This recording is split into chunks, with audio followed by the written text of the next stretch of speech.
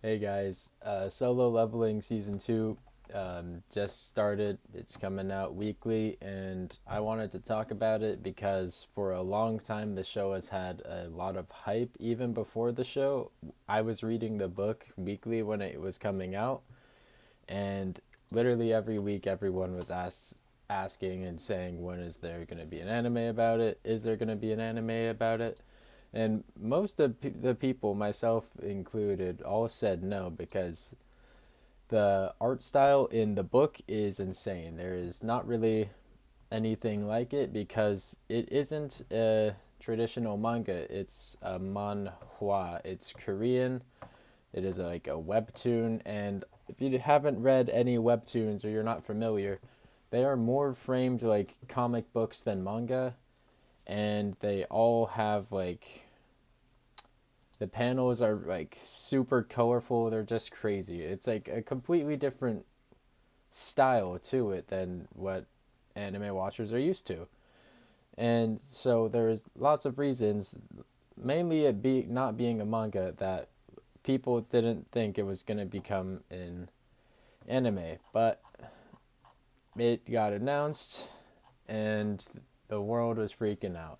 People love this IP. This is the IP in manhwa that started like this whole dungeon self-insert protagonist like crazy thing. If you're into manhwa, you know like 9 out of 10 are just a copy and paste of Solo Leveling because it was that big. It has that many fans.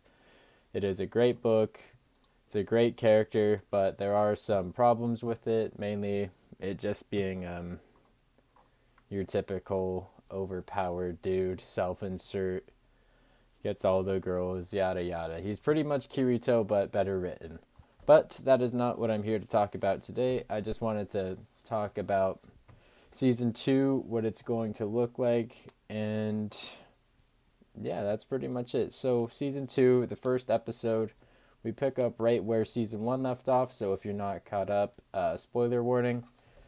So, it starts with Sung Jung Woo and a few low ranked people and a few high ranked people. They all go into a gate that is the portal that leads into the dungeon or the tower, and then they enter, and then it goes red. It's a red gate, so that means it takes them to a place isolated inside or outside the tower that nobody else can get into. So what that means is they cannot call for reinforcements or any sort of help to come into the dungeon because it's extra hard and you just can't get in. It's like the door is locked. So while they're in there, the the main guy, the A rank hunter, he proposes a plan to split up because he doesn't want to be responsible for so many weak hunters because nobody here knows that Sung is pretty much Jesus at this point.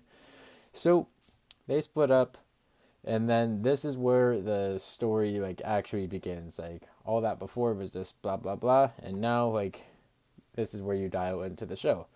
So the hunters, they split up.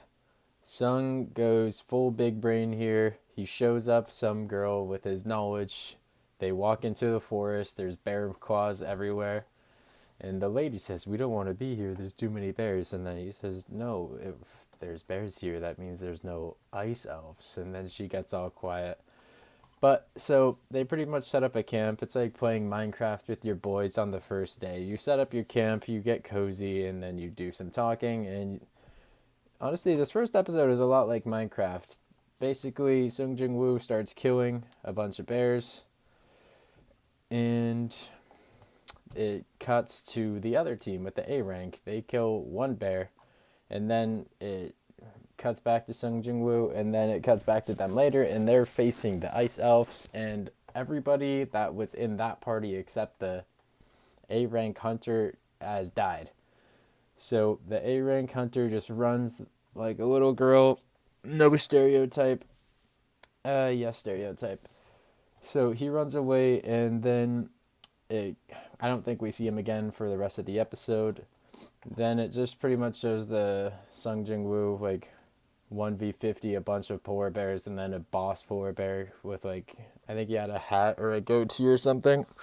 He comes out, he goes crazy, he summons the shadows, and then that's the end of the episode. Okay, that was just a quick review, summary of whatever of that episode, but I want to talk about where it's heading because season 2 looks like it's going to be covering my favorite-ish part of Solo Leveling, the book. So this first half of Solo Leveling is probably my favorite part of it. There's definitely a very clear like peak climax for me. And that is, spoiler warning, it's the raid on Jeju Island. I believe that's going to be animated this or next season, but right now this season, this little cold Redgate, this is a great arc. This is a super sick arc. It has some sick scenes. The animators have been doing good, surprisingly. It is A1 Pictures. The studio is animating it. I can pull it up on screen here so you guys can familiarize yourself with their work. Okay, as you can see here, we have A1 Studios. We will go to TV, and they, as you can see, they reign supreme on the king of self-insert protagonists. They did create Sword Art Online. They made a lot of IPs that a lot of people love and that a lot of people hate. And they actually were doing 7 Deadly Sins before it became 7 Deadly Frames. So these people are actually great animators. It is just questionable some of the stories that they do be picking up. Maggie is a great show too.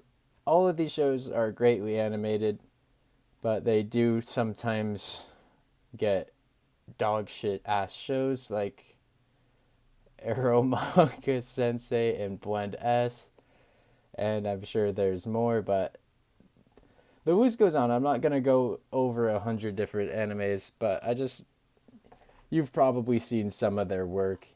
Their animation is great, and they're a good studio, and I believe that the show is in good hands. We saw what season 1 looked like. The animation was great, and they did the scene perfectly. I'll pull up the scene too. Okay, here is the scene.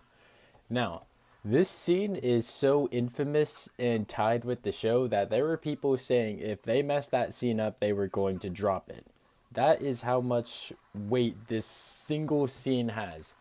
The entire community as being put under a spell by this statue because, I don't know, the book had it down perfectly. I can't even lie. The scene is cold as shit. It is raw as fuck.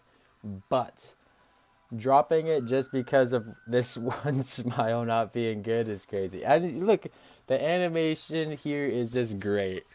It is following the incredibly hard and stylized color palette and way the manhwa drew it very well. And I'm honestly surprised because a few seasons ago in like the actual seasons like fall winter, I think a different manhwa was animated, and because that did well, I believe that is the reason why a lot of these manhwas are getting picked up. And I think it's really good that these different type of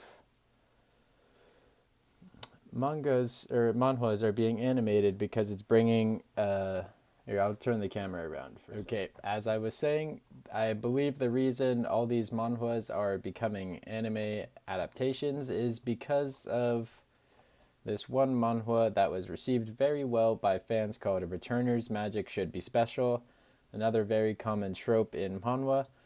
But I believe they just tried again because they actually tried this again a long time ago in like 2019, 2020 with the shows Tower of God and The God of High School. But those shows were not perceived that well. The God of High School was not perceived well because they messed it up very bad by trying to cover 148 chapters into 12 episodes. But That is a different topic. I'm just saying. I think it's great that all these manhwas are becoming somewhat mainstream because of the different style and the tropes, and it's a breath of fresh air. If you've seen a decent amount of anime, you've kind of seen most things that are worth seeing, that you want to see, that you've gone out of your way to watch. So I think when you get a new style of story, it is like almost stumbling upon something like anime again. Because I like anime so much because it is a completely different style of storytelling that we just don't have in the West. They're very different than cartoons, and I'm not saying cartoons can't reach this level, but they're just different. And I think it's good that another different style or medium is coming to somewhat mainstream because it is an entire new genre and way of storytelling that we're going to get to experience. And I think it's awesome. So I got a little off track here. I just want to say this season of Solo Leveling, season 2, is going to be great. If you haven't read the book, it is very hype. It's gonna be better than the first season, I believe. Even though I don't really know right now if it has something on par with the statue scene, but that's one of the best scenes in the entirety of the thing. So I'm not gonna speak on it, but this season is going to be hype. It is crazy. It has great storytelling. It has a great villain, which already got revealed in episode 1, so I'll talk about it. It is the brother of the guy he killed who tried to feed him to the giant spider. And everyone should be excited for what's coming. He just becomes like, there's no more pussy in this man.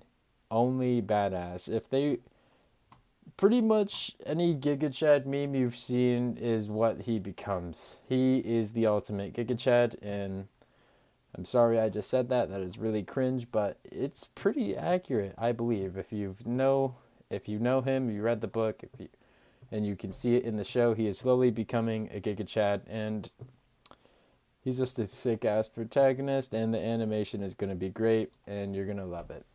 So, if you made it this far, thank you for watching. Please like and subscribe and comment anything you'd want to see reviewed or talked about. Thank you. Have a good day.